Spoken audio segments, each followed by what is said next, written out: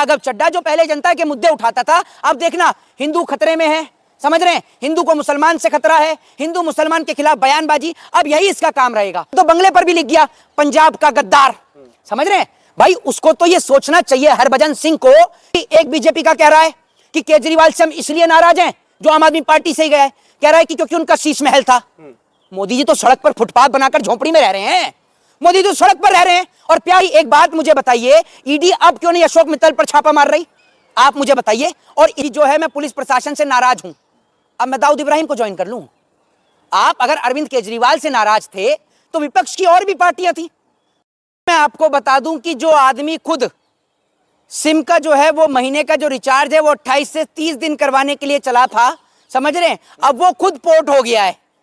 वो आदमी जो आप ये समझिए कि सदन के अंदर बिल लेकर आने की बात कर रहा था, दल बदल कानून को लेकर, जो आदमी कह रहा था कि अगर कोई भी नेता या सांसद किसी और ने पार्टी में जाता तो उसकी संसद की सदस्यता रद्द हो, वही आदमी आज एक पार्टी को छोड़कर दूसरी पार्टी में शामिल हो गया है। और सोशल मीडिया पर तो ऐसे ऐसे मीम्स बन रहे हैं राघव चड्ढा पर कि आप और हम सोच भी नहीं सकते। एक गाना जो है वो बहुत राघव चड्ढा की वीडियो लगकर, फोटो लगकर बहुत वायरल हो रहा है। वो कौन सा गाना है कि जो एक वो गाना है ना कि हर किसी को अच्छा लग जाऊं, कोई पैसा थोड़ी हूं, वो वाला है, समझ रहे हैं। तो वो वाला गाना ला के लोग राघव चड्ढा के ऊपर मीम्स बना रहे हैं। और कुछ लोग तो ऐसी ऐसी लाइन पढ़ रहे हैं कि हर कोई आकर रुक जाए, कोई बस अड्डा थोड़ी हूं, कि हर कोई आकर रुक जाए, मैं कोई बस अड्डा थोड़ी हूं, तेरी राहें मुश्किल कर दूं, कोई गड्ढा थोड़ी हूं, कि हर कोई आकर रुक जाए, बस अड्डा थोड़ी हूं, तेरी राहें मुश्किल कर दूं, कोई गड्ढा थोड़ी हूं, और जरा सी अनबन में बदल जाऊं, कोई राघव चड्ढा थोड़ी हूं। लोग इस तरीके की बातें और इस तरीके के मेम्स राघव चड्ढा के लिए बना रहे हैं। और बड़ी बात ये कि अब दोनों रीलबाज नेता एक साथ आ गए हैं। पहले रीलबाज नेता नरेंद्र मोदी और दूसरा राघव चड्ढा। राघव चड्ढा कभी भी जनता का मसीहा नहीं था, चाहे ये अरविंद केजरीवाल की पार्टी में था या नहीं था, लेकिन ये कभी भी जनता का मसीहा नहीं था। ये तो रीलबाज आदमी था, ये तो अपनी पीआर मैनेज करने में लगा हुआ था, ये तो अपनी पीआर टीम को मैनेज करने में लग रहा था। एक बात आप मुझे बताओ, जो आदमी स्विगी के ऊपर रील बनाता है, ब्लिंकिट के ऊपर रील बनाता है, जोमेटो के ऊपर रील बनाता है, सिर्फ रील ही तो बनाता था, ये रीलबाजी तो आदमी था। इसने एक भी काम पर इंप्लीमेंट किया? आप मुझे बताइए, सदन के अंदर कोई बिल लेकर आने की चर्चा करी हो, या सदन के अंदर कहीं पे या फिर कहीं बाहर जंतर मंतर पर, रामलीला मैदान पर कोई धरना या प्रदर्शन किया हो? ये सिर्फ रील बार आदमी था। लेकिन वो तो कह रहे अब मैं परफेक्ट पार्टी में चला गया, एकदम सही पार्टी में गया हूँ जो देश के लिए बात करता है। हाँ, तो मेरी बात नकारात्मक राजनीति कर रही है। नहीं, मैं आपको बताता रहा हूँ। ये तो एक बात आप मुझे बताइए, आम आदमी पार्टी तो राजनीति ही नहीं कर रही है, क्योंकि आम आदमी पार्टी सत्ता में ही नहीं है। आम आदमी पार्टी तो पंजाब में सत्ता में है। कौन सी नकारात्मक राजनीति आम आदमी पार्टी कर रही है? असल में क्या है, ये वो लोग हैं जो कल तक ये कहा करते थे कि भारतीय जनता पार्टी अनपढ़ों की और गुंडों की पार्टी है, और राघव चड्ढा आज उन्हीं अनपढ़ और गुंडों की पार्टी के मेंबर हैं। तो ये कहूं कि राघव चड्ढा अनपढ़ हैं, या ये कहूं अनपढ़ तो नहीं है, पढ़े लिखे हैं, तो ये कहूं कि राघव चड्ढा गुंडे हैं? वो राघव चड्ढा जो पहले जनता के मुद्दे उठाता था, अब देखना हिंदू खतरे में है, समझ रहे हैं, हिंदू को मुसलमान से खतरा है, हिंदू मुसलमान के खिलाफ बयानबाजी, अब यही इसका काम रहेगा। और एक बात बता दूं कि जो आम आदमी पार्टी के नेताओं ने जो ये बात कही है कि राघव चड्ढा की जो शादी हुई है वो भी अरविंद केजरीवाल की वजह से ही हुई है, ना अरविंद केजरीवाल इन्हें एमएलए से सांसद बनाते, और ना कभी इस आदमी की शादी हो पाती परिणीति चोपड़ा से। ये भी मैं आपको बता दूं। नहीं तो सौरभ भारद्वाज ने कुछ गलत कहा है? आप मुझे ये बता दो। और एक एक्टर हैं, उनका नाम है प्रकाश राज, आपने देखा होगा कि उन्होंने किस तरीके का तंज कसा है। उन्होंने राघव चड्ढा को लेकर कहा है कि जो है मैं पुलिस प्रशासन से नाराज हूं। अब मैं दाऊद इब्राहिम को ज्वाइन कर लूं। आप अगर अरविंद केजरीवाल से नाराज थे तो विपक्ष की और भी पार्टियां थी जो जनता की आवाज को मुखर होकर बुलंद करती हैं। भाई आपने तो उसी दल को ज्वाइन कर लिया जो दल नहीं खुद एक दलदल है, और जिस दलदल में पूरा देश डूबा हुआ है। आज अगर बेटियों के साथ बलात्कार की बात है तो आप उठाकर देख लीजिए बीजेपी का इतिहास, तो आपको मिलेंगे कुलदीप सिंह सेंगर, आपको मिलेंगे इनके सहयोगी दल के तमाम नेता, प्रज्वल्ला रेमन्ना, आपको मिलेंगे इनकी पार्टी के धाकड़, समझ रहे हैं, और तमाम लोग इनके मिलेंगे आपको। संजय सिंह जो है उपराष्ट्रपति को नोटिस जो है लिखने वाले हैं, वो कह रहे हैं हम उनको नोटिफाई करेंगे ताकि इनकी जो है ये संसद सदस्यता रद्द हो। देखिए एक चीज मैं आपको बता दूं, सब कुछ इनका है, सब कुछ इनका है। ये तो जब चाहें जिस भी राजनीतिक पार्टी का करियर खत्म कर सकते हैं। वो एक व्यक्ति जिसको राघव चड्ढा के बाद बनाया गया था, उनकी जगह क्या नाम था उनका, अशोक मित्तल।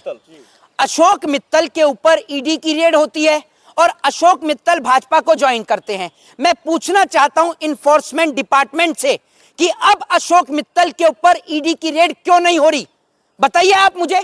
आप कहते हैं कि ईडी का कोई संबंध भाजपा से नहीं है, तो अशोक मित्तल के ऊपर हो ईडी की रेड, और अशोक मित्तल ने क्या करप्शन किया है वो पूरे देश के सामने आए ना। अब क्यों नहीं हो रही अशोक मित्तल के ऊपर? अमित शाह इस सवाल का जवाब दें कि अशोक मित्तल के ऊपर क्यों नहीं हो रही ईडी की रेड।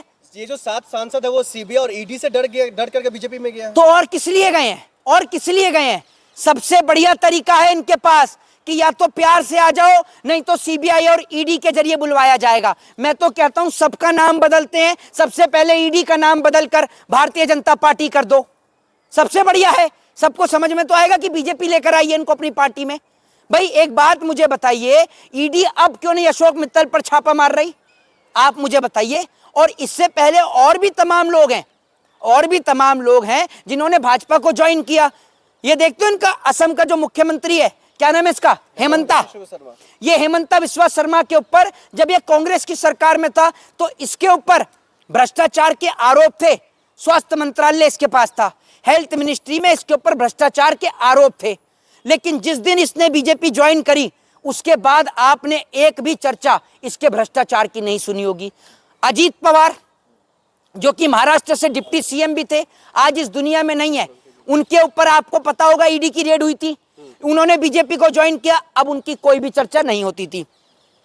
शारदा चिटफंड घोटाले का आपने नाम सुना होगा, नाम था उसमें दोषियों का मुकुल रॉय, बीजेपी को ज्वाइन किया, सारे आरोप उनके ऊपर से साफ, कोई चर्चा नहीं होती। बंगाल का चुनाव है, नाम सुना होगा एक उसका जिसकी बहन को हर फिल्म में गुंडे उठाकर ले जाते हैं, मिथुन चक्रवर्ती, उसके बेटे के ऊपर बलात्कार का आरोप लगा था, समझ रहे हैं। बीजेपी ज्वाइन करी, अब कोई गोदी मीडिया उस पर चर्चा नहीं करती, कोई टीवी चैनल और अखबार उस पर डिबेट नहीं करता।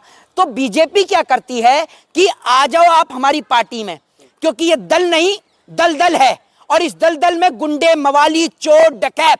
आपने बीजेपी ज्वाइन करने के बाद अगर शिक्षा पर चर्चा कर दी, अभी एक बीजेपी का कह रहा है कि केजरीवाल से हम इसलिए नाराज हैं, जो आम आदमी पार्टी से ही गया है, कह रहा है कि क्योंकि उनका शीश महल था। मोदी जी तो सड़क पर फुटपाथ बनाकर झोपड़ी में रह रहे हैं, मोदी जी तो सड़क पर रह रहे हैं और प्याज का कट्टा धरे रखते हैं। ज्योतिरादित्य सिंधिया ने बताया ही कि प्याज रखने से गर्मी नहीं लगती, तो मोदी जी तो रात को फुटपाथ पर सोते हैं और प्याज का कट्टा बगल में रखते हैं, तो उनको तो एसी की भी जरूरत नहीं।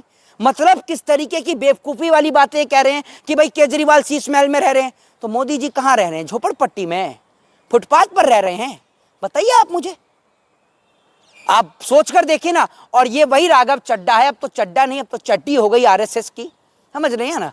क्योंकि अब तो ये राघव चड्ढा जो क्या कहते हैं, कल तक जो है जनता की आवाज उठा रहे थे, भाजपा ने इनको उठा लिया, तो ये बात तो पूरा देश समझ रहा है और देख रहा है। और दूसरी बात ये, वो हरभजन सिंह जो जिसको कभी मुंबई इंडियंस ने खरीदा था, फिर कभी सीएसके ने खरीद लिया, अब परमानेंटली उसको भाजपा ने खरीद लिया है। उसके तो बंगले पर भी लिख गया पंजाब का गद्दार, समझ रहे हैं भाई। उसको तो ये सोचना चाहिए हरभजन सिंह को कि सर पर जो सिख भाइयों का जो पग, जो ताज है, इसने तो उसको भी अपमानित करवाने का काम किया है। अपना कोई नहीं, स्वतंत्रता क्यों नहीं है? एक बात आप मुझे बताइए, वो कौम, वो सरदारों की कौम जो पूरे दुनिया में कहीं पर किसी पर कोई भी आपदा आती है तो वो गुरु नानक देव जी को चाहने वाले वो तुरंत वहां पर लंगर की सुविधा लगाते हैं, चाहे फिर वो कहीं पे बाढ़ की प्रॉब्लम हो, चाहे कहीं पे खाने की दिक्कत हो, हर जगह आपको दुनिया के हर कोने में आपको गुरुद्वारे नजर आएंगे, हर जगह हमारे सिख भाइयों की सेवा नजर आएगी।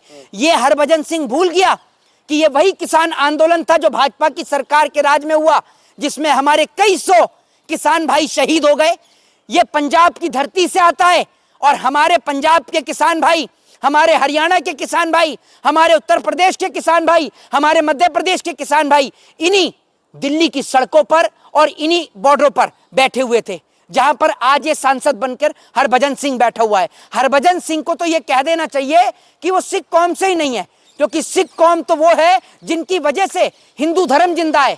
सिख कौम तो वो है जिन्होंने अपना गला कटवा दिया, लेकिन ये गला किसी के आगे झुकाया नहीं। उनका सर झुका है तो सिर्फ गुरु नानक देव जी के चरणों में।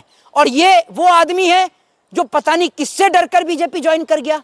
वहीं तीसरी ओर वो स्वाति मालीवाल, वो ये कह रही हैं कि भाई केजरीवाल जो हैं वो बहुत बेकार हैं, ये हैं वो हैं, केजरीवाल के लिए 10 बुराइयां कर रही हैं। अरे इससे पहले भी तो तुम थी महिलाओं के लिए आवाज।